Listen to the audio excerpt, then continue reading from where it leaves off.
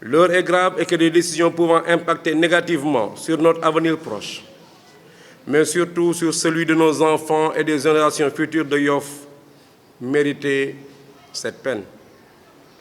Cette fois-ci, encore une fois, me direz-vous, il s'agit du bradage programmé et même déjà enclenché des terres de l'aéroport de Yoff, qui, depuis le transfert de la structure à Diass, fait l'objet de graves convoitises.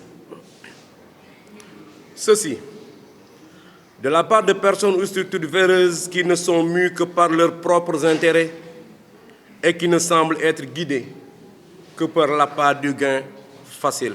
Et ce jour, on a jugé nécessaire de lancer officiellement ce combat qui, d'ailleurs, a toujours existé.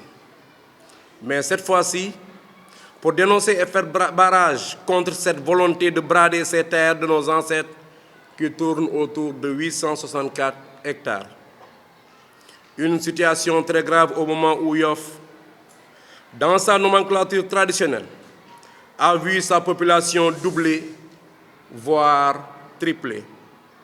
Au moment où Yoff souffre d'agressions multiples, déperditions scolaires, chômage, précarité, qui font apparaître des vices jusque-là inconnus, trafic et consommation de drogue, banditisme, débauche et j'en passe. Le besoin d'extension s'impose donc avec acuité. En effet, la promiscuité est en train de prendre des proportions inquiétantes. Cette promiscuité a été aggravée par l'avancée de la mer et la démographie galopante. À voir ce qui se passe aujourd'hui avec des gens venus d'on ne sait où pour nous prendre nos terres, c'est à se demander franchement dans quel pays nous sommes. Et comme Djamou Mogen Aï, rendons à Yoff ce qui appartient à Yoff.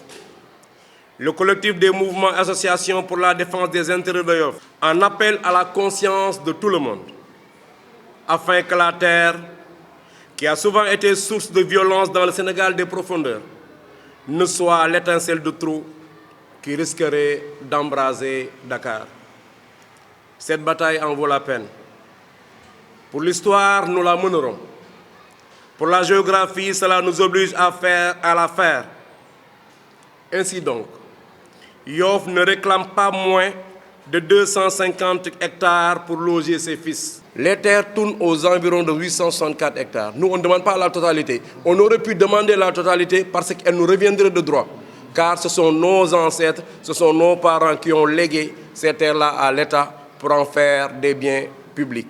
Mais dès l'instant que ces biens-là ne sont plus publics et on en fait des parcelles à usage d'habitation, nous, étant plus proches de ces terres, on ne peut pas réclamer autre chose que ce qui nous revient de droit.